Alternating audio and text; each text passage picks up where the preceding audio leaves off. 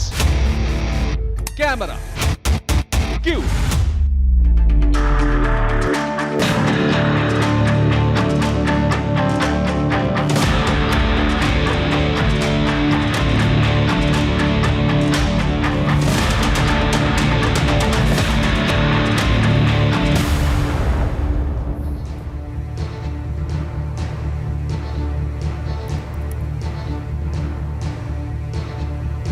नमस्कार, मैं हूं पद्मजा जोशी। आज से टीवी 9 भारतवर्ष पर टाइम नोट कर लीजिए। अड़ी रोज शाम 5:45 पर वो शो जहां हम बात करेंगे उन मुद्दों की जिन्हें सुनना चाह रहा है पूरा भारतवर्ष। पर सबसे पहले हम आपको बताएंगे कौन से हैं वो 3 बड़े मुद्दे जो हैं अड़ी के रडार पर।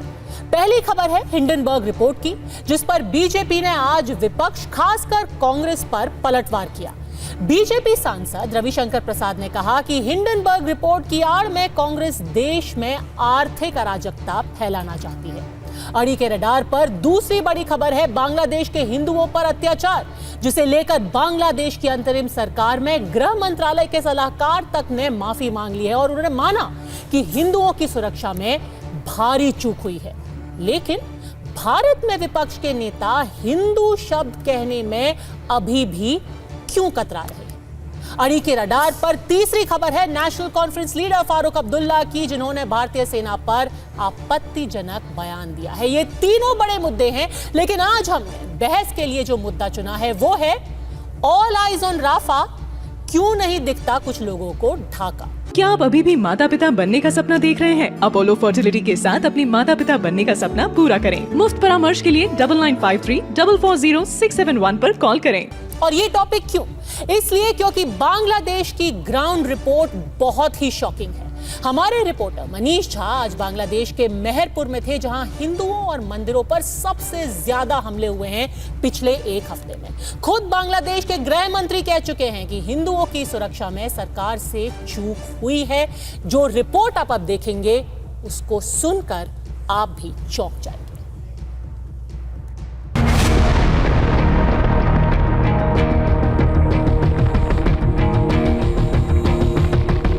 टीवी 9 की टीम इस वक्त ढाका से 300 किलोमीटर दूर मेहरपुर में स्थित है। वो जगह जहां पर कई हिंदू परिवार के घरों को जलाया गया।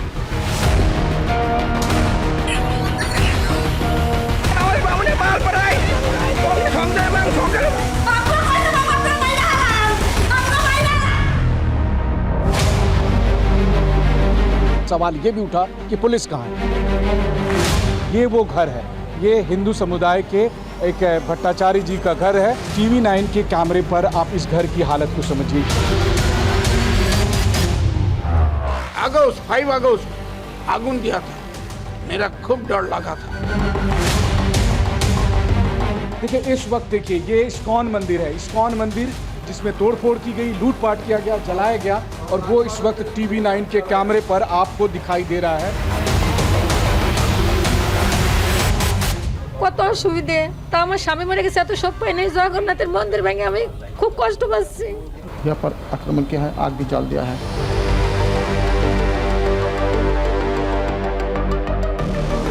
तो बाहर नहीं जा पाए, वो कुएं में आकर उन्होंने शरण ली थी।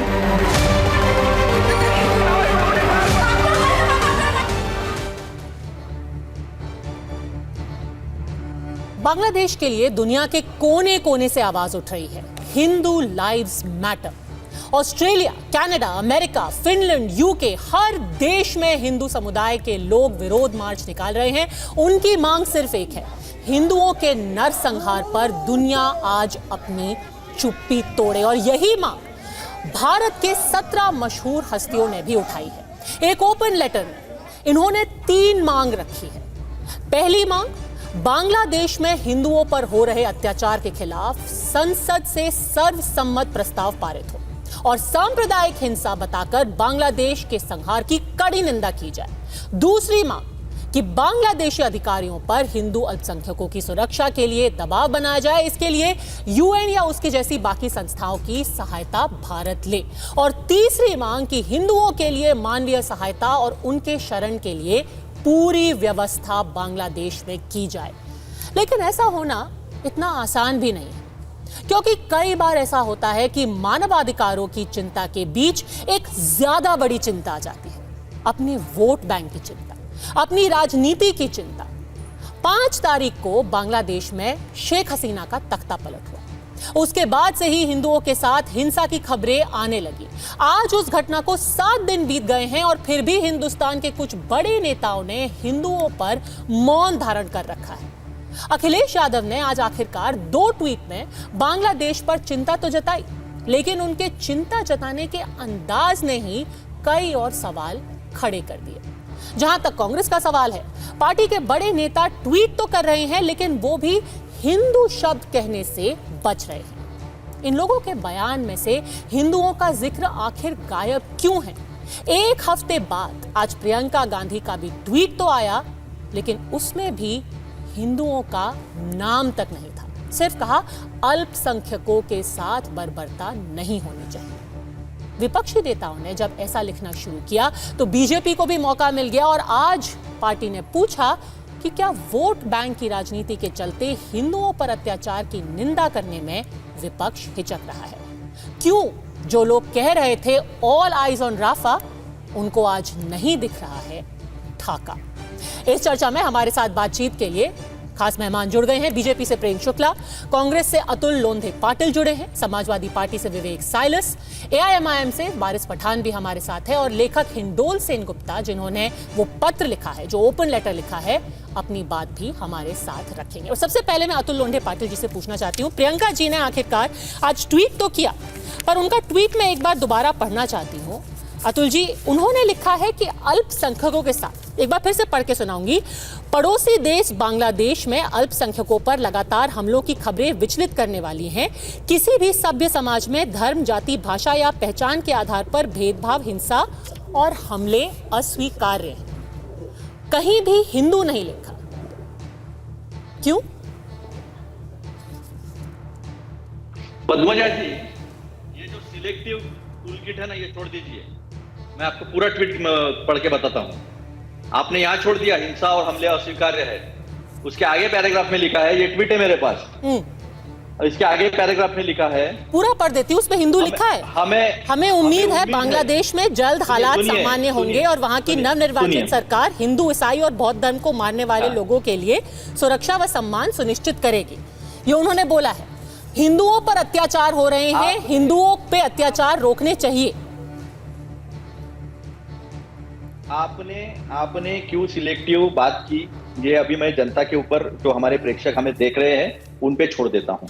अब रही बात, आज ये फॉरेन पॉलिसी का भी विषय है, क्योंकि वो पड़ोसी राष्ट्र है और हमारी सरकार जब तख्ता पलट हो रहा था तो हमारी सरकार क्या कर रही थी, और हिंदुओं पर और बाकी अल्पसंख्यकों पर इतने अत्याचार हो रहे हैं, तो हमारे सरकार के, हमारे प्रधानमंत्री, उन्होंने क्यों उनसे बात नहीं की? ये पहला सवाल मेरा। दूसरी मैं जानकारी आपको दे दूं कि इसके पहले ऐसा मालदीव्स में भी हुआ है, पहले ऐसा 2000 गई है, और तब भी वहां की मिलिट्री को समझाया गया था, भारत की मिलिट्री द्वारा, भारत की सरकार के द्वारा, कि इस तरह का तख्ता पलट और इस तरह का मिलिट्री शासन यहाँ नहीं चलेगा। तो ये बातें भी आपके सामने है। तो मेरा सवाल ये है कि हिंदू मुस्लिम और जिनका वोट बैंक की बात है, वो तो भाजपा है। 10 साल से इस देश में हिंदू मुसलमान के अलावा कुछ नहीं सुन रहे हैं। कोई अगर सीधी मानवता की बात करे, कोई बेरोजगारी की बात करे, कोई महंगाई की बात करे, तो उससे पाकिस्तान भेज दिया जाता है। क्यों भाई? आपको विपक्ष सवाल नहीं खड़े करें? अतुल जी, बात तो दोनों की साथ में हो सकती है। सरकार क्या, हिंडनबर्ग की भी बातें हो सकती हैं, महंगाई की भी बातें हो सकती हैं, पर इसका मतलब ये तो नहीं है कि हिंदुओं की बातें तब तक नहीं होंगी जब तक हर चीज, हर मुद्दे पर बात नहीं हो जाएगी। हिंदुओं के हक और उन पर होता अत्याचार भी उतना ही जरूरी है जितनी महंगाई। आप नहीं मानते? आप एक नहीं पद्मजा जी, आप घुमाइए मत बात को। मैं तो बिल्कुल सीधी बात कह रही हूं। नहीं, बिल्कुल घुमाइए आप। मुझे लगता है आप भी ये बात मानेंगे कि महंगाई और हक दोनों आपके लिए भी उतने ही जरूरी हैं जितने हमारे लिए, जितने किसी और के लिए होने भी चाहिए। किसी भी आदमी का अधिकार, किसी भी आदमी की जान की कीमत उतनी है जितना कोई और मुद्दा। तो मैं जो बात कह रहा हूं, फिर से शांति से सुनिए और बीच बीच में थोड़ा मुझे बोलने दीजिए, फिर आप जितने सवाल करेंगे उसके सारे जवाब दूंगा मैं। हमने ये कहा, कोई भी मुद्दा सरकार पूछा जाए, किसी के भी खिलाफ मुद्दा हो, बीजेपी उसको हिंदू मुसलमान के साथ क्यों जोड़ती है? उसका सवाल ही नहीं होता है उस वक्त। उस वक्त अगर बेरोजगारी की बात करो, हिंदू खतरे में, महंगाई की बात करो, हिंदू खतरे में। अरे क्यों इतनी बड़ी बेरोजगारी? क्या हिंदू खतरे में नहीं है बेरोजगारी से? क्या महंगाई से हिंदू खतरे में नहीं है? तो मैं ये बात कह रहा था कि अगर कोई वोटों की राजनीति करता है तो वो करता है बीजेपी, हम नहीं करते। दूसरी बात, पद्मजा जी, आज अगर किसी के ऊपर सवाल खड़े करने हैं, it's a matter of foreign policy. हमारे हाथ से नेपाल जा चुका है, हमारे हाथ से म्यांमार जा चुका है, श्रीलंका हमारे हाथ से जा चुका है। और आज जिस तरह से जो भी हुआ है सेंट मार्टिन आइलैंड को लेकर, जो सवाल शेख हसीना वाजिद जी ने रखे हैं वो बहुत ज्यादा गंभीर है।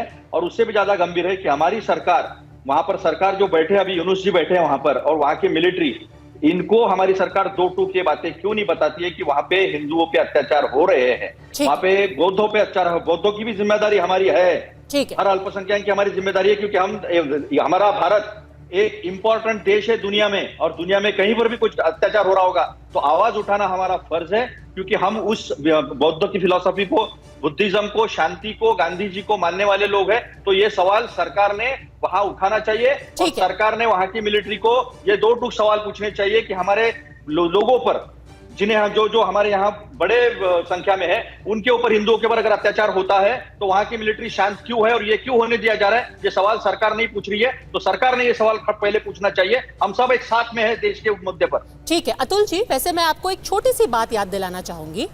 प्रियंका गांधी जी ने पैलेस्टाइन के ऊपर, गाजा के ऊपर अभी तक कई ट्वीट किए हैं।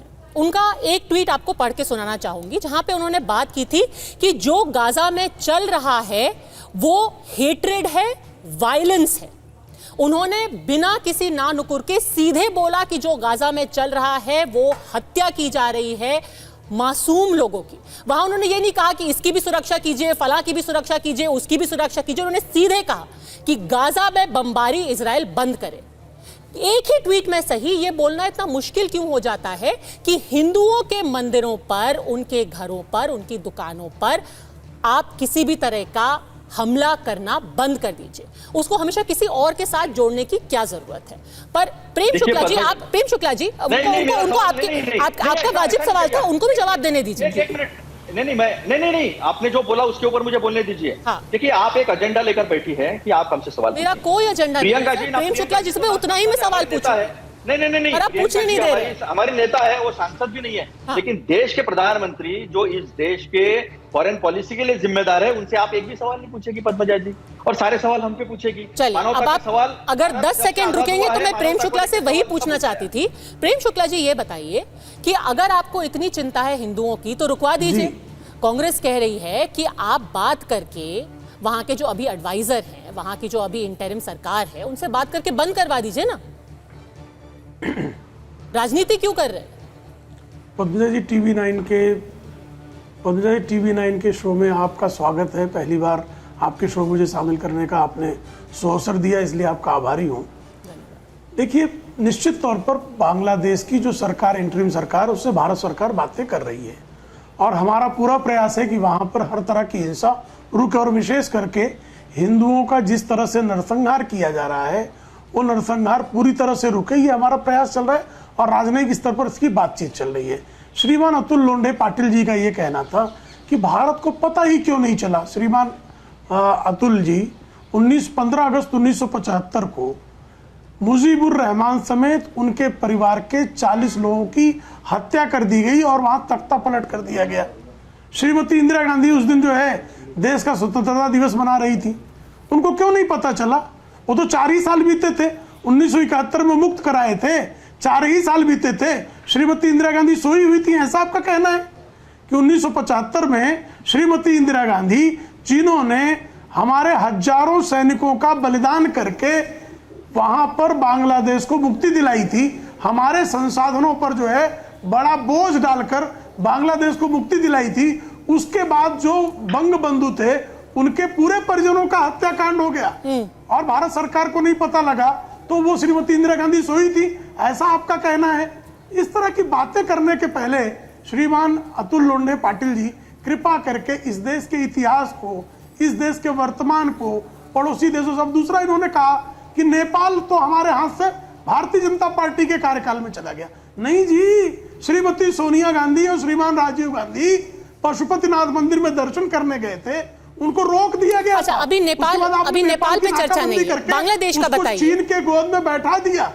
नहीं, इन्होंने नेपाल का जिक्र किया, इसलिए पद्मजा जी बता रहा हूं मैं, इन्होंने मालदीव का और नेपाल का जिक्र किया। बांग्लादेश इसलिए की उस चर्चा हिंदुओं को की मैं ला रहा सुरक्षा हूं। के लिए आपकी अब इनको सरकार उसी क्या समय कर रोक रही दिया है? होता तो मुझे बोलना ही नहीं पड़ता। 7 दिन बीत चुके हैं, अभी तक हमले रुक हम क्यों नहीं रहे हैं? बांग्लादेश थम में क्यों नहीं हिंदुओं रहे? की सुरक्षा के लिए हर संभव नहीं, हम तो हर तरह से दबाव बना रहे हैं, अंतर्राष्ट्रीय भी बना रहे हैं, राजनयिक दबाव भी बना रहे हैं। लेकिन जिन लोगों को एक ट्वीट करने में 7 दिन का समय लग जा रहा है, वो सबको जो है सिखावन भी दे रहे हैं। ये अतुल जी, सबसे अच्छी बात है। अतुल जी, वो जवाब दीजिए। सांप्रदायिक राजनीति का आरोप किस पे लगा रहे हैं? अतुल जी, जवाब दीजिए। जिन और लोगों आपको ने सांप्रदायिकता के कारण ही अब तक ट्वीट नहीं किया। जवाब भारतीय लीजिए। सरकार ट्वीट दबाव करने में बना रही है। राहुल गांधी का 8 ट्वीट नहीं अगस्त आया। को 8 राहुल अगस्त गांधी को ने अतुल मोहम्मद जी यूनुस को बधाई दी तो हिंदुओं के कत्लेआम पर कोई बात नहीं की। 8 अगस्त को अतुल जी प्राइम मिनिस्टर नरेंद्र मोदी ने जब मोहम्मद यूनुस को पहली बार शुभकामनाएं दी, उन्होंने साफ तौर पर बोला, we hope for an early return to normalcy, ensuring and protecting the safety of Hindus. हिंदुओं को सुरक्षा दी जानी चाहिए, उन्होंने साफ शब्दों में कहा। उसके कुछ ही दिनों बाद 9 अगस्त को, कुछ ही घंटों बाद, गृह मंत्रालय ने साफ किया कि एक स्पेशल कमेटी बनाई गई है जो कि बांग्लादेश में हो रही सभी घटनाओं पर नजर रखेगी और वहां के लोगों को, खास तौर पर हिंदुओं की सुरक्षा पर लगातार अपनी नजर बनाए रखेगी। तो सरकार देख भी रही है और दबाव भी बना रही है, कह रहे हैं प्रेम शुक्ला। अतुल जी, देखिए, दबाव बनाना और एक बात है, ये साफ सब लोगों ने सर्वदलीय बैठक जो हुई थी उसमें निर्णय लिया था कि सरकार जो भी भूमिका लेगी, सरकार के भूमिका के पीछे हम खड़े रहेंगे। This is not a matter of domestic politics.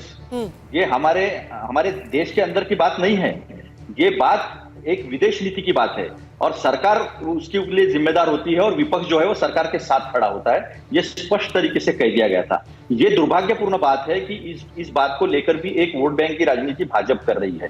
हमारा स्पष्ट तरीके से कहना है कि सरकार इसमें कड़े से कड़े कदम उठाए। 2009 में भी उठाए गए थे, 1975 की बात की थी तब भी उठाए गए थे, मालदीव की बात थी जब वहां कू हुआ था तब भी उठाए गए थे, क्योंकि इंडियन ओशन में, भारतीय उपद्वीप में भारत की पोजीशन इतनी इंपॉर्टेंट है। मलाक्का स्टेट सबको चाहिए क्योंकि मिडिल ईस्ट डिस्टर्ब है और वो मलाक्का स्टेट को भी हमें प्रोटेक्ट करना है। इसलिए हम ये नहीं कह सकते कि भारत का जो वर्चस्व है, शांति, सुरक्षा और अपने व्यापार के हित, देश का हित जो है सर्वोपरि है, उसके लिए वो युद्ध हुआ था। ये जिस तरह से टोक कर बात करते हैं कि नहीं भारतीय संसाधनों का, नहीं भारतीय संसाधनों का नहीं है, भारतीय अस्तित्व की बात थी।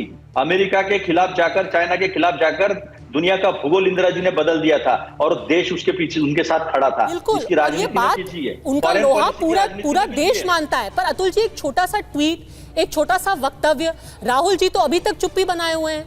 उन्होंने हिंडनबर्ग के ऊपर फटाफट अपना बयान जारी कर दिया। सोनिया जी ने एक अखबार में पूरा लेख लिखा गाजा के ऊपर।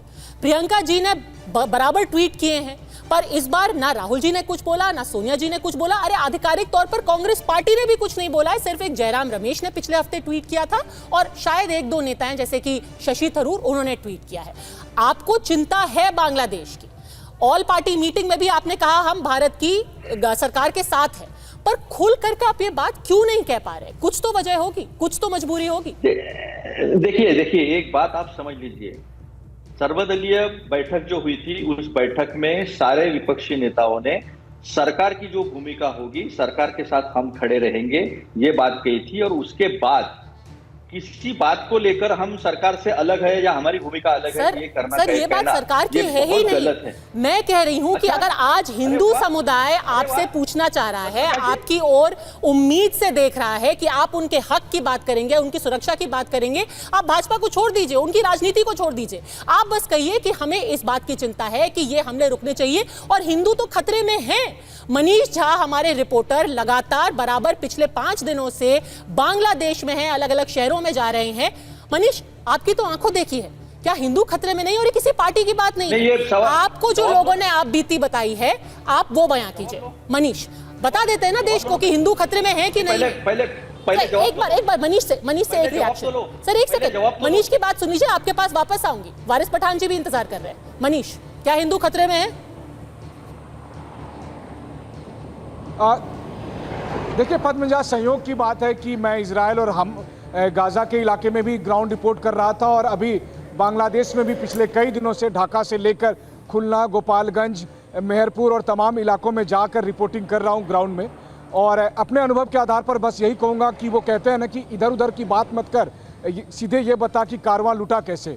जो कुछ हो रहा है उसमें बहुत सी ऐसी बातें हैं जिसको अगर मैं तुलना करूं तो अतिशयोक्ति लगेगी, लेकिन वो सच है। जैसे आज जब मैं मेहरपुर गया, उस इस्कॉन मंदिर में गया जिसे 5 अगस्त को आग के हवाले कर दिया गया था, तो मुझे बताया गया वहाँ पर एक छोटा सा कुआं था।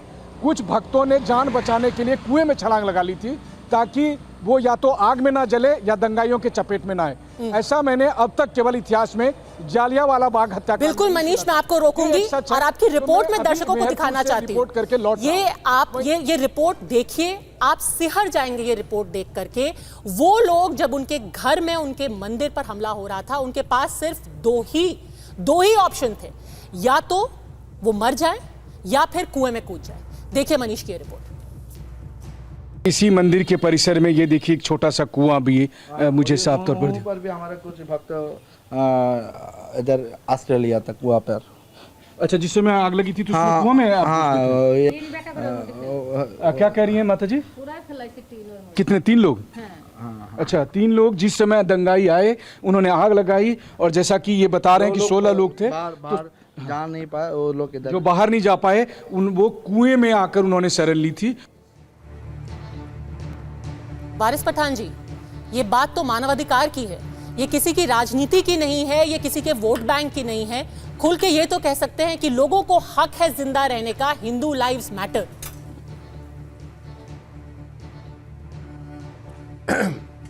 देखिए पद्मजा जी, सबसे पहले तो वायलेंस किसी भी तरह का हो, कहीं पर भी हो, किसी भी देश में हो, हम उसका खंडन करते थे, खंडन करते रहेंगे। वायलेंस की कोई जगह नहीं होना चाहिए कहीं पर भी। अब बात नंबर 2 है कि इंटरनेशनल लॉ, कानून ये है कि जिस देश के अंदर मेजॉरिटेरियन पब्लिक है तो वहाँ के राज्य का दायित्व बनता है, फर्ज बनता है कि वो अपने यहाँ की माइनॉरिटी की हिफाजत करे। अब बाज़ मरतबा देखा गया है कि काफ़ी देश में हर जगह कहीं ना कहीं कुछ लोग होते हैं जो चाहते हैं कि किसी न किसी तरह से दंगा भड़के, कुछ नहीं। हमारे यहाँ भी काफ़ी लोग ऐसे हैं, भारत में भी, वहाँ भी काफ़ी लोग ऐसे हैं। मगर हमने काफ़ी चित्र और व्हाट्सएप और सोशल मीडिया के जरिए ये भी देखे हैं कि जब कुछ अराजक तक किसी मंदिर की तरफ गए तो वहाँ पर मदरसे के बच्चों ने जाकर मदरसे की हिफाजत की है, मुसलमानों ने जाकर मंदिरों की हिफाजत की है, मुसलमानों ने जाकर हमारे हिंदू भाई बहनों की हिफाजत की है। कुछ ऐसे तथ्यों के आज मैं वहाँ की बांग्लादेश की स्कूल टीचर जो हमारी हिंदू बहन है वो कह रही थी कि हमारे यहाँ पर मुसलमान के मदरसा के बच्चों ने आकर यहाँ पर हिफाजत की है। अब जो वहाँ हुआ वो तो गलत हुआ। अब बात नंबर 3 अहम बात यह है कि भारत की पॉलिसी क्या है। आप इसने ट्वीट किया, उसने ट्वीट किया, नहीं क्यों किया, वो सब छोड़िए। सवाल यह बनता है कि जब भारत को पता है कि पाकिस्तान के अंदर इस तरह का मसला चल रहा है, श्रीलंका में हो गया, मालदीव्स में हो गया, तो हमारा नजदीक का जो देश था बांग्लादेश, वहां पर स्टूडेंट प्रोटेस्ट चल रहा था, तो भारत की फॉरेन पॉलिसी उस वक्त क्या थी, आज क्या है, ये तो प्रधानमंत्री को आके बोलना पड़ेगा ना। अब वहां पर माइनॉरिटी के ऊपर अगर कोई लोग हमला कर रहे हैं, गलत है, नहीं करना चाहिए, मगर भारत देश में कुछ लोग जाते हैं, मैं बात कर रही हूँ हक की, मैं बात कर रही हूँ सुरक्षा की। आप फॉरेन पॉलिसी पे चले गए, पता चलता है बाद में क्या बांग्लादेशी नहीं। फॉरेन पॉलिसी अभी आप छोड़िए, फॉरेन पॉलिसी, भारत की जो फॉरेन पॉलिसी है उस पे हम चर्चा करते रहेंगे। आज मुद्दा है कि क्या उनकी जान सुरक्षित है कि नहीं है, और उसके लिए हम सब एक आवाज में क्यों नहीं बोल सकते। यहाँ पर कई सारे लोग हैं जिन्होंने एक ओपन लेटर लिखा है, उन्होंने हमारे सारे राजनीतिक दलों से सिर्फ एक मांग की है, आप लोग संसद में एक प्रस्ताव लेकर के आए कि हिंदुओं पर हिंसा बंद होनी चाहिए, इसकी निंदा करें और यह सर्वसम्मति से किया जाए। क्या ऑल इंडिया MIM ये करेगी, कहेगी कि वहां पर अल्पसंख्यकों पर, हिंदुओं पर हमले हो रहे हैं? नहीं होनी चाहिए हिंसा। नहीं, हिंसा किसी भी जाति के ऊपर नहीं होना चाहिए पद्मा जी, चाहे हमारे हिंदू भाई बहन हो या मुसलमान लोग हो। हमने ये बताया है कि वहां पर तख्ता पलट हुआ है, गलत हुआ, लेकिन जो भारत देश के अंदर कुछ तथ्य ऐसे है कि जो मुसलमानों की बस्तियों में जाकर तोड़ फोड़ कर रहे, जला दे रहे, उनके घरों को मार रहे, ये बोल के कि तुम बांग्लादेशी हो। जब उनको अरेस्ट कर दिया जाता है, पुलिस तहकीकात और उन पर NSA लगने वाला है, जो कि लगना भी चाहिए। यूपी के लोग थे, अब उसका क्या करेंगे?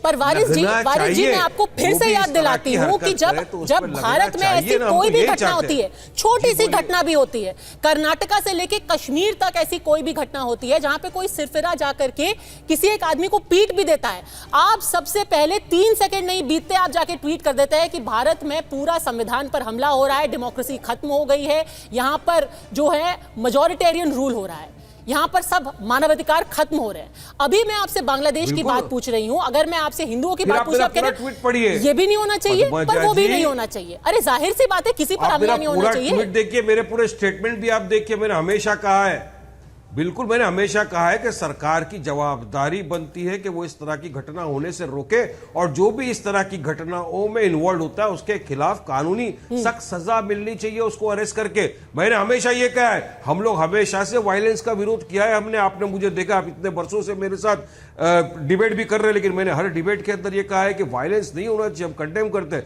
मगर ये जो वायलेंस हो रहा है, तो भारत देश की क्या पॉलिसी है इसमें, ये भी तो प्रधानमंत्री मोदी को आके देश के सामने बोलना पड़ेगा ना। तो आप मानते हैं, क्या क्या वहां पे हमारे आधिकारिक तौर पर आप मान रहे हैं कि कट्टरपंथी दल जो हैं हिंदुओं पर हमला कर रहे हैं, बांग्लादेश में कट्टरपंथी विचारधारा के लोग हिंदुओं पर निशाना बना रहे हैं, ये आप मानते हैं?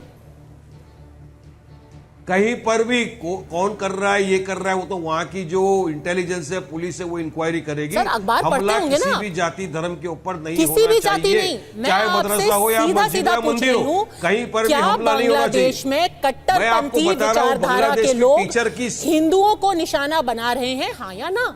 अब ये कहीं भी कुछ भी कोई भी कहीं भी कुछ हो सकता है, कभी हुआ होगा मुझे पता नहीं, आपसे सीधा मैं पूछ रही हूँ, क्या बांग्लादेश में कट्टरपंथी विचारधारा के लोग हिंदुओं पर निशाना बना रहे हैं? जानकारी ले लेना चाहिए कि कौन किस पे हमला कर रहा है। ये बहुत सी बातें आ रही है बाहर बांग्लादेश से निकलकर, सेंट मार्टिन आइलैंड की बात आ रही है, कभी ISIS का नाम आ रहा है, कभी अमेरिका का इन्वॉल्वमेंट दिखाया जा रहा है, और स्टूडेंट मूवमेंट सर मैं इस्कॉन की बात कर रही हूँ, आप सेंट मार्टिन पहुंच जा रहे हैं। तो बांग्लादेश का इंटरनल जो मैटर है वहां पे होगा ना। शायद आपको नहीं पता होगा कि कौन किस पे कहां बात कर, कोई बात नहीं, आपको नहीं पता होगा कि कौन किस पे कहां हमला कर रहा है। आपको मनीष की मैं एक और रिपोर्ट दिखा देती हूं, नाम पुलिस को दे दो, अरेस्ट करो ना। देखिए ना आप बांग्लादेश में हैं, ना मैं बांग्लादेश में, पर मनीष झा बांग्लादेश में है, हम भी मदद करेंगे। मनीष झा लोगों की आंखों देखी, लोगों की आप बीती खुद अपने कैमरे पर रिकॉर्ड करके लाए हैं, तो कोई भी गुंजाइश हमें नहीं छोड़नी चाहिए। आप खुद अपने कानों से सुन लीजिए कि किसने हमला किया, कहां हमला किया, किस पर हमला किया और क्यों हमला किया। सुनिए एक एडवोकेट की आप बीती जो 5 पीढ़ियों से रह रहे हैं बांग्लादेश में, 1971 उन्होंने देखा है, और 2024 और 71 का क्या फर्क है, उनकी आप बीती सुनिए। 5 जनरेशन एडवोकेट, मेरा ग्रैंडफादर, नेक्स्ट ग्रैंडफादर, सब एवरी एडवोकेट।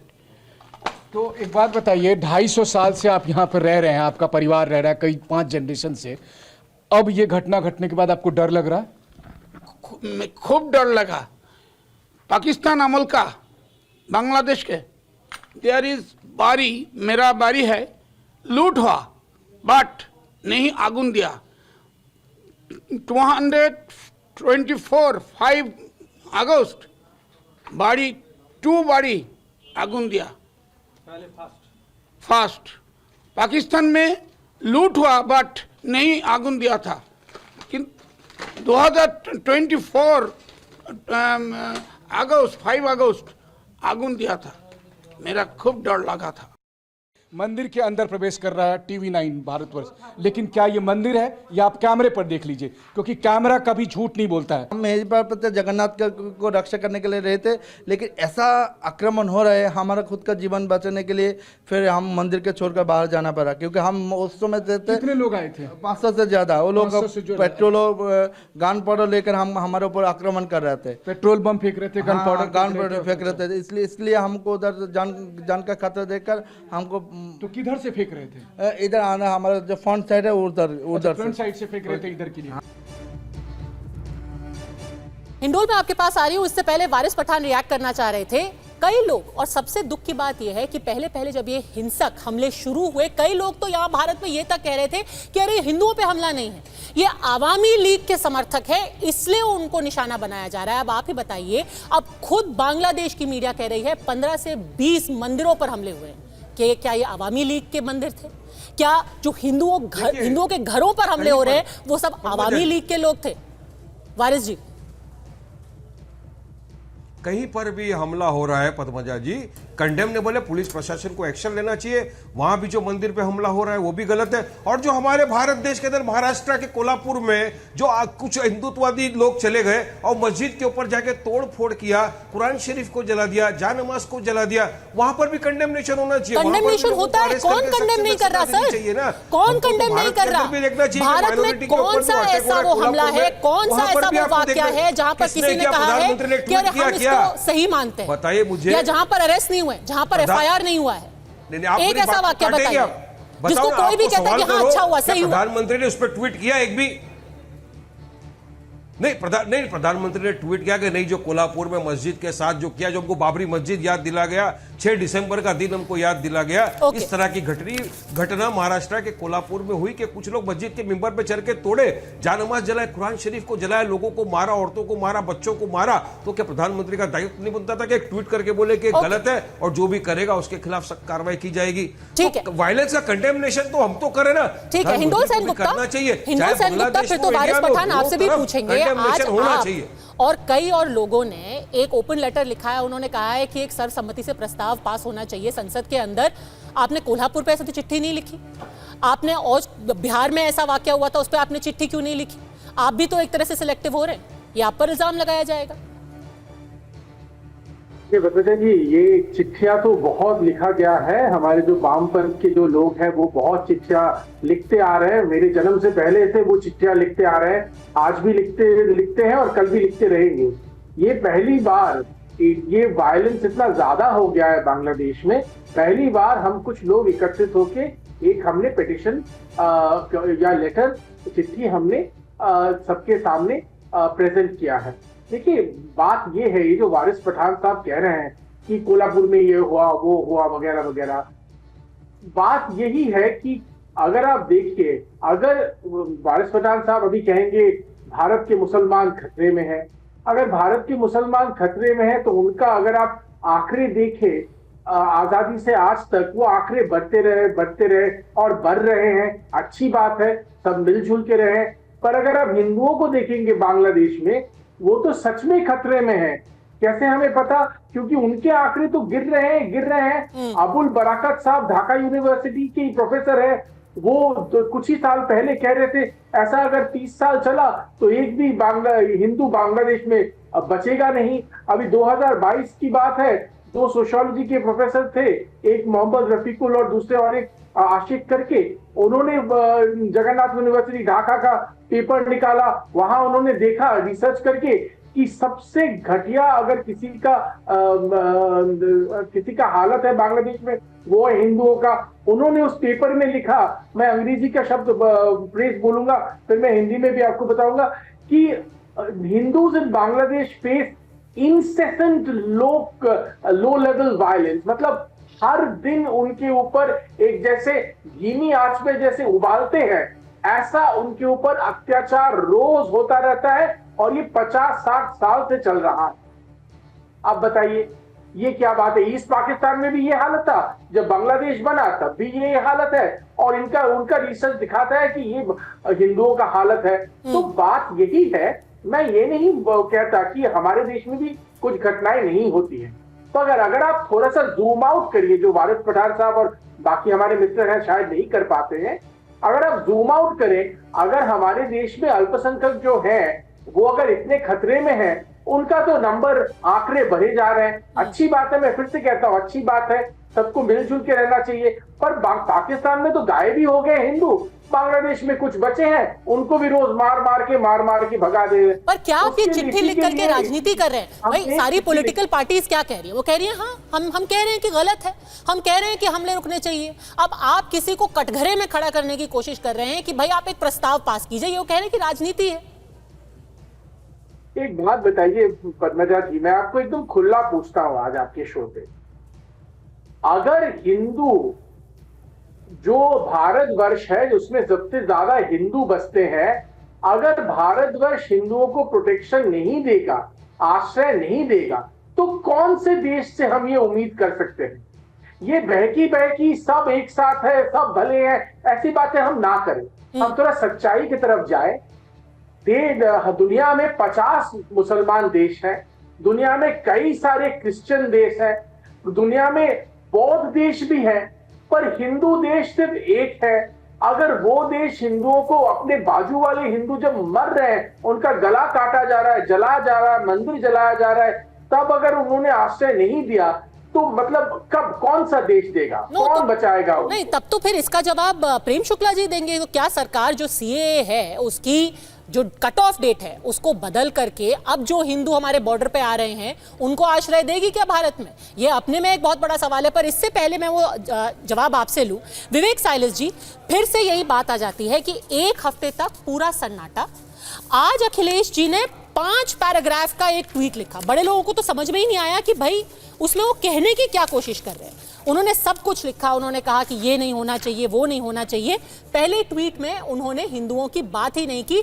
दूसरे ट्वीट में जाकर के उन्होंने कहा कोई भी समुदाय, चाहे वह बांग्लादेश का अलग नजरिए वाला बहुसंख्यक हो या हिंदू, सिख, बौद्ध या कोई अन्य धर्म पंथ मान्यता मानने वाला अल्पसंख्यक, कोई भी हिंसा का शिकार नहीं होना चाहिए। पहले तो मैं ये जानना चाहूंगी, अलग नजरिए वाला बहुसंख्यक क्या होता है? इसका मतलब क्या है अलग नजरिए वाला? देखिए, जहाँ तक बांग्लादेश की बात है पद्मजा जी, बांग्लादेश में जो भी हो रहा है बहुत ज़्यादा दुखद है और बहुत ज़्यादा चिंतनीय है। लेकिन दिक्कत यह है कि भारतीय जनता पार्टी जो केंद्र में सरकार है, एक्शन उसी को लेना है।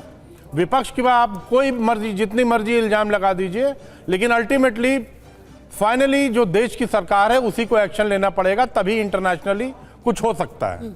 देखिए, भारतीय जनता पार्टी के प्रवक्ता भी कह रहे थे कि बातचीत चल रही है और आपने भी ये बताया कि सवाल का जवाब नहीं था। नहीं, अलग नजरिए वाला बहुसंख्यक क्या होता है? मैं पक्का उसकी बात करूंगा। सर देखिए, जब आप कोई रिपोर्ट देखते हैं, आप सीधे सीधे किसी पर अत्याचार हो रहा है, किसी पर जुल्म हो रहा है, आप ये नहीं कहते ना कि आज पूरी दुनिया में जो वैश्विक एक जो स्थिति है उसके बारे में मैं विश्लेषण करते हुए ये बताना चाहता हूं कि बांग्लादेश में भी कुछ कुछ हो रहा है, अब उसके चलते हम ये भी सीधे सीधे बोलिए जो बांग्लादेश में हो रहा है वो गलत है, वो रुकना चाहिए, हम इसकी निंदा करते हैं। देखिए, अखिलेश यादव जी की ट्वीट की आपने बात की, उससे कहीं ज्यादा महत्वपूर्ण यह है कि बांग्लादेश में क्या हो रहा है। पद्मजा जी, ये बहुत सीरियस मैटर है। व्यक्तिगत तौर पर मैं सिर्फ इतना जानना चाहती हूं, देखिए, अगर आप 7 दिनों तक किसी पर, किसी के खिलाफ हिंसा होते हुए देखते हैं, एक बार मन में भी ये आता होगा ना कि ये क्या है, इसकी निंदा करनी चाहिए, इसको रोकना चाहिए। आओ सब लोग मिल करके एक हम प्रस्ताव रखें। आपको उल्टा सरकार को बोलना चाहिए कि भाई हम आपके साथ हैं, ये जो हो रहा है गलत हो रहा है, हिंदुओं को सुरक्षा देनी चाहिए। उल्टा आप ये लिखते हैं। और मैं फिर से आपसे पूछना चाहती हूं कि अलग नजरिए वाला बहुसंख्यक होता क्या है आखिर? कट्टरपंथी क्यों नहीं कह सकते कि कट्टरपंथी कुछ तत्व हैं वो हिंदुओं पर हमला कर रहे हैं, ये गलत है? जी बिल्कुल, आपकी बात से मैं सहमत हूं। 8 अगस्त को माननीय प्रधानमंत्री जी ने भी ट्वीट किया था। आपने बताया आज 12 तारीख हो गई है, 4 दिन, आज 5वां दिन, कल 5वां दिन हो जाएगा। मैं ये जानना चाहता हूं कि भारतीय जनता पार्टी की सरकार, नपुंसक सरकार, हाथ पे हाथ डाल के क्यों बैठी हुई है? सबसे बड़ी बात है, वहां के जो लोगों पे अत्याचार हो रहा है उस पर जिम्मेदार कौन है? आप यूएन में जाइए, तत्काल इस बात को उठाइए। आप विदेश नीति पे बात करते हैं, किसी ने नेपाल की भी बात की, नेपाल तो उत्तराखंड को अपने में दिखा रहा है। हाँ। आज ये हाल हो गई है। देखिए, भारत बड़ी इकोनॉमी है, आयात और निर्यात भी हो रहा है, आप कहीं ना कहीं दबाव डालेंगे। चलिए, आप आयात निर्यात पर पहुंच गए, आपने फिर भी इस सवाल का जवाब नहीं दिया कि अलग नजरिए वाला बहुसंख्यक आखिर होता क्या है? क्योंकि आप कट्टरपंथी को कट्टरपंथी नहीं कह सकते, आप उसको अलग नजरिए वाला बहुसंख्यक कहेंगे। प्रेम शुक्ला जी, आपसे सवाल सीधा ये पूछा जा रहा है कि अगर हिंदुओं के खिलाफ हिंसा हो रही है, क्या भारत की सरकार उनको शरण देने के लिए तैयार है?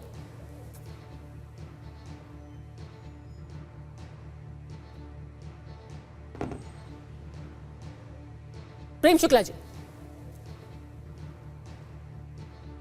देखिए, भारत सरकार सारे हिंदुओं की, जितने भी वहां पर अल्पसंख्यक समुदाय के लोग हैं, सबकी सुरक्षा सुनिश्चित कर रही है। अब जहां तक बात है सीएए की डेट बढ़ाने की बात, पहले तो ये Samajwadi party, Congress, India alliance, ये सारे लोग इस बात के लिए क्षमा इस देश से मांगे कि इन्होंने कहा था कि सीएए के माध्यम से मुसलमानों की नागरिकता छीन ली जाएगी। तो ये समाजवादी पार्टी के लोग, किस तरह से भ्रामक दुष्प्रचार कर रहे थे, किस तरह से कांग्रेस झूठ बोल रही थी, और आज तक ये सीएए के खिलाफ है, आज तक इनका स्टैंड सीएए के खिलाफ है, आज भी ये सीएए का समर्थन कर रहे हैं क्या? जैसी परिस्थितियां उत्पन्न होंगी, हम भारत जो है, भारत सरकार जो है हिंदुओं की रक्षा के लिए, बौद्धों की रक्षा के लिए, सिखों की रक्षा के लिए, बांग्लादेश के ईसाइयों की रक्षा के लिए हमारी प्रतिबद्धता है। ठीक है, पर क्या विदेश नीति का इस्तेमाल अपनी राजनीति के लिए कर रहे हैं? देखिए, अब ये सत्य नहीं है क्या कि पद्मजा जी, बांग्लादेश में, पाकिस्तान में, अफगानिस्तान में जो हिंदू बचे थे उसमें से 90% दलित समुदाय के थे, और उन दलित समुदाय के हिंदुओं का नरसंहार पहले जो है पाकिस्तान में, आज हिंदुओं की आबादी जो है कितनी नीचे लाई गई है। ये बांग्लादेश में 22% हिंदू 1947 में थे, आज वो 7.8% रह गए हैं। तो 14% हिंदुओं का जो नरसंहार हुआ, वो नरसंहार वो दलित नहीं थे क्या 90%? और उन दलित समुदाय के लोगों को जो रोज जातियां पूछते हैं भारत में कि जाति जनगणना कर लो, उसमें अगर कह दिया, सत्य उद्घाटित कर दिया गया, तो इसमें राजनीति है। अतुल जी, ये राजनीति नहीं है, सत्य उद्घाटित कर वहां दलितों का जो है नरसंहार, अतुल जी, कट्टरपंथी मुसलमानों के हाथों होना, ये इनके दृष्टि से पुण्य का काम है क्या? अतुल जी, देखिए, मैं ये तू मैं में, और फिर मोदी जी ने सिर्फ हिंदुओं का उल्लेख किया, बौद्धों का और ईसाइयों का उल्लेख नहीं किया, इस बातों में मैं जानना नहीं चाहता हूँ। ये पॉलिसी डिसाइड हो गई थी, इनको खत लिखने की जरूरत नहीं है, अभी संसद नहीं है।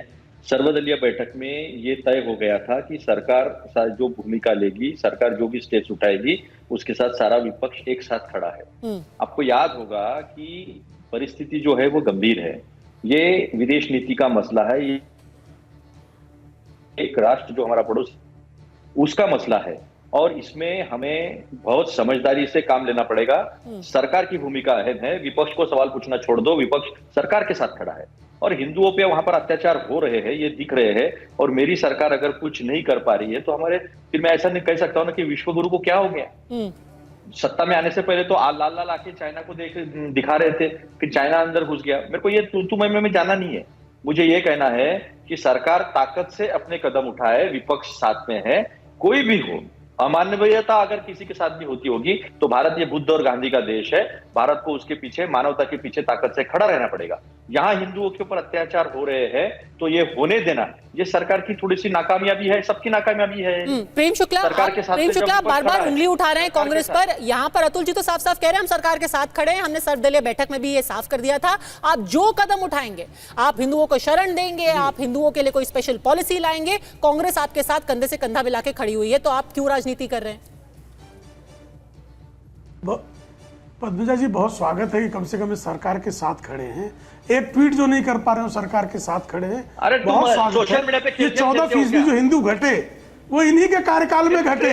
ये इंदिरा गांधी से लेके, सोनिया गांधी से लेके, मनमोहन सिंह से लेके, प्रधानमंत्री को आ गए। अभी मैं तो आपको सुन रहा था ना मित्र, इतना काहे चिल्ला रहे हो मित्र? इतना मिर्ची क्यों लग जा रही है आपको? इतनी मिर्ची लगने का कारण क्या है मित्र? मैं तो बहुत प्यार से आपसे बात कर रहा हूँ, इतना चीख काहे रहे हो?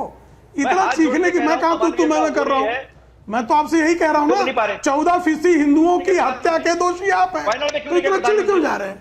ये सत्य नहीं है कि पाकिस्तान में हिंदुओं को जो सफाया हुआ उसके लिए आपकी नीति जिम्मेदार है? सत्य नहीं है? अफगानिस्तान से हिंदू जो साफ किए गए, इसके लिए आपकी नीति जिम्मेदार है? इस पाप के भागी आप हैं, ये कहिए सत्य है ना? इस पर काहे चिल्ला रहे, इतना काहे चिल्ला रहे? इंदिरा जी ने जो है करोड़ों बांग्लादेशी मुसलमानों के यहाँ रखा घुसपैठियों को, तो आपने हिंदुओं को उसी समय शरण दे दी। बताइए ना, इसका दोष किसको दिया जाए? इंदिरा गांधी के अदूरदर्शिता को क्यों नहीं जाए? क्यों जो है सोनिया गांधी के पापी कृत्य को जो है सामने क्यों न रखा जाए? डॉक्टर मनमोहन सिंह के कुकृत्यों पर बात क्यों न की जाए? चिल्ला रहे इतना भाई? ठीक है, हिंदुल सेन गुप्ता, आपने सारे दलों के प्रवक्ता को सुना। क्या आपको सच में लगता है कि भले से ही हिंदू हो या कोई और समुदाय, कोई भी इस वक्त हिंदुओं के हक के बारे में सोच रहा है, या हर कोई अपने अपनी वोट बैंक, अपने अपने राजनीतिक हित के बारे में सोच रहा है? पद्मजा जी, इतना कह दिया हमने स्पष्ट तरीके से, उसके बाद भी आप सरकार को सवाल पूछने के बजाय आप विपक्ष को सवाल। अगर कांग्रेस के प्रवक्ता थोड़ा सा चुप रहेंगे तो मैं बोल पाऊंगा। देखिए भारत देश है, कांग्रेस के बांग्लादेश के साथ एक रिश्ता भी है, शेख हसीना, शेख मुजीबुर रहमान और उनके पूरे परिवार को जब हत्या किया था तो भारत ने शरण दिया था शेख हसीना को और उनकी बेटी को। मगर जो बांग्लादेश के हिंदू है उनको भारत कभी भी प्रोटेक्ट नहीं कर पाई है, उनको ना आश्रय मिला है ना शरण मिला है, ये कभी नहीं हुआ है। अगर ये होता तो 30% से 7% उनका ये जो घटा है उनके आंकड़ों में जो घटोती हुआ है वो कभी नहीं हो। तो ये बात तो छोड़ दीजिए कि भारत में कौन जाके बांग्लादेशी हिंदुओं को शरण देगा, मुझे नहीं लगता ये अभी होने वाला है। पर मैं एक बात स्पष्ट कहना चाहता हूं, जिन लोगों ने इतना सीएए के खिलाफ चिल्लाया था, आज हमें दिखाई दे रहा है हर रोज हर चैनल पे हर प्लेटफॉर्म पे कि सीएए क्यों जरूरी, क्यों भारत ऐसा देश होना चाहिए जो कुछ ऐसे अल्पसंख्यक हैं जिनका अत्याचार होता है पाकिस्तान में बांग्लादेश में, उनका शरण सिर्फ भारत ही दे सकता है। और आज मुझे लगता है इससे ज्यादा और पावरफुल, इतने ज्यादा शक्तिमान एग्जाम्पल उदाहरण हमें कभी नहीं मिल सकता, इससे ज्यादा स्पष्ट उदाहरण हमें कभी नहीं मिल सकता पद्मजा जी कि क्यों सीएए जैसा कानून हमारे देश में लागू होना चाहिए। क्योंकि इन लोग चाहे हिंदू हो बांग्लादेश की या हिंदू हो पाकिस्तान के या कुछ और अल्पसंख्यक के जो है, उनको शरण देने वाला इस क्षेत्र में कोई चाहिए और सिर्फ भारत ही ये शरण दे सकता है। तो मुझे लगता है ये जो कह रहे हैं कि सब इकट्ठे हैं, सारे पॉलिटिकल पार्टीज इकट्ठे हैं, वो इकट्ठे हो जाए और ऐसा एक कानून लाए, उसको सपोर्ट करे ताकि जो भी पीड़ित है पाकिस्तान में बांग्लादेश में उसको भारत में शरण मिले। सीए का विरोध करने वाले अतुल जी रिस्पॉन्ड करेंगे और फिर विवेक साइलिस जी। देखिए, ये इनकी हिंडोल जी कितना समझ पा रहे पता नहीं मुझे, या उनकी साइड लेने के लिए बैठे हैं। एक बात है कि हर बात को हिंदू मुसलमान करना, पाकिस्तान जाओ बाहर निकल जाओ, ये कहने वाले जो है किस मकसद से क्या लाते हैं हमें सब समझता है, देश की जनता को समझता है। भारत एक धर्मनिरपेक्ष राष्ट्र है, संविधान को लेकर आते हैं, सभी नागरिक है इस देश के और सभी समान है, ये हमारे संविधान की भावना है और यही राष्ट्रवाद जो है हम मानते हैं। पहली बात। दूसरी बात, हिंडोल जी आप आइए नागपुर, आप महाराष्ट्र में आइए, मैं चंद्रपुर में आपको बांग्लादेश दिखाता हूं, मैं आपको नागपुर में बांग्लादेश दिखाता हूं, मैं उमरेड के पास बांग्लादेश दिखाता हूं।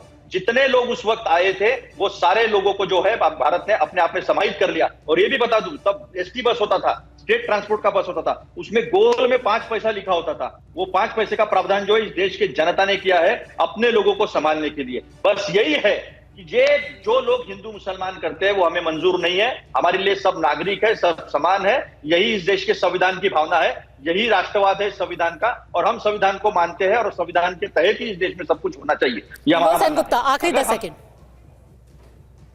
जी, ये सब बातें हमने बहुत सुना है। ये जिनका घर जलाया जा रहा है, मंदिर तोड़ा जा रहा है ना, इनको ये बातें समझ में नहीं आ रहा है। ये बातें हम भारतवर्ष में बैठ के बोलते रहे, कुछ फर्क नहीं पड़ता। पाकिस्तान में जब बेटियों को उठा के बलात्कार उनका होता है, नरसंहार होता है उनके ऊपर, उनको ये बातें समझ में नहीं आता है। ये जो आपके रिपोर्टर जो दिखा रहे थे, जो भाई साहब ठीक से हिंदी नहीं बोल पाते, एडवोकेट आपको बता रहे थे, जो पता नहीं 250 साल से बांग्लादेश में है। बहुत अच्छी बात सुन लीजिए, बात तो सुन लीजिए। बहुत अच्छा बात कर रहे हैं आप। वो कह रहे थे पाकिस्तान की जो सेना है, मेरी भी बात सुन लो हिंडोल साहब, हिंडोल जलाया, जो जमातियों ने जला दिया उनका घर, पाकिस्तान की सेना ने नहीं जलाया। 1971 में 10 सेकंड जरा मेरी भी बात सुन लो हिंडोल साहब। अरे इतनी अच्छी प्यारी आप बातें कर रहे हैं, जरा मेरी भी सुन लो। हम हिफाजत इस्लाम नहीं कह सकते। जवाब दें। देखिए, बात बहुत साफ है। भारत बेशक एक धर्मनिरपेक्ष देश है, पर धर्मनिरपेक्षता का मतलब ये भी होता है कि हर जान की कीमत उतनी ही होती है। जितना गुस्सा आपको आता है जब किसी अल्पसंख्यक पर हमला होता है भारत में, उतना ही दुख आपको तब होना चाहिए जब हिंदुओं पर हमला होता है बांग्लादेश में। और सवाल सरकार से भी कि उन हिंदुओं की सुरक्षा के लिए अब आगे भारतीय सरकार क्या कदम उठाएगी। चर्चा में जुड़ने के लिए आप सबका बहुत बहुत धन्यवाद।